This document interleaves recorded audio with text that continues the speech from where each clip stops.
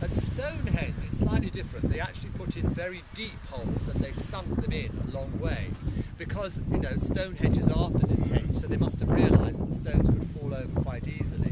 But here, they're very shallow, so it rather depends on what the size of the stone is at the base, whether they've fallen over or have stayed under this. Now what they did is they could pull the stones around because they had a form of rope.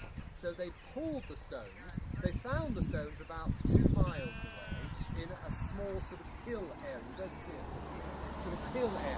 They would have been exposed. They weren't sort of broken up. This is how they found the stones. They then dragged them in. They then dug holes. Now, before the Iron Age, what tools did they really have? How could you dig out a great big ditch like this? Well, they used antlers, red deer, a lot of red deer at that time in this area.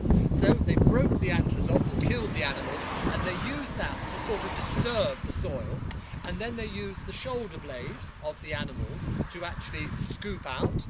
And then using their bits of rope, they made sort of wicker type baskets, as we call it today. So the soil went in that, and then the soil could be moved around. Now with here, same idea, they disturb the soil, a sort of shallow hole, poured the stone in, then getting tree trunks, they then wedged it up like that, until it's central, and then they filled it all in, and then it stayed up. And that was the idea.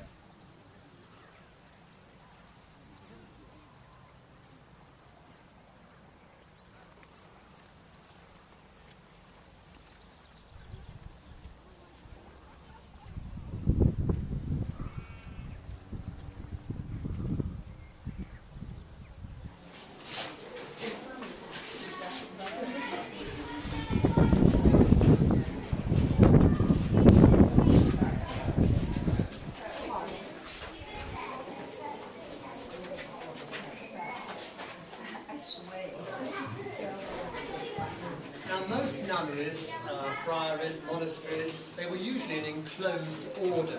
So it meant that the nuns were really kept together. So it was normal to have a cloister.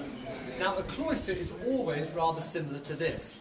One side will be the church, the next side will be the refectory, where everybody dined. The third side will be their dormitory, where they all slept. And then the fourth side, which is the side in the sun, is where they would have little desks so that they could actually write and read and do all those sort of things. And so they really did live around a cloister like this. Now the original cloister actually had a timbered ceiling. This was actually changed in the 1500s. But what is rather lovely, if you just spend a few seconds really looking at the bosses, as they're called. So that's where the joists actually come together, so you don't see the join. These are bosses, and it would have all been highly decorated. Today, of course, they've slowly but surely been worn away by the weather coming in. Now sometimes the windows here, they could have had shutters on them, some of them had glass as well, just depending which side it might have been on and how much money they had as well. If you stand here, you can see that there are little holes here, so that meant there were shutters actually here to keep out the elements. So let's keep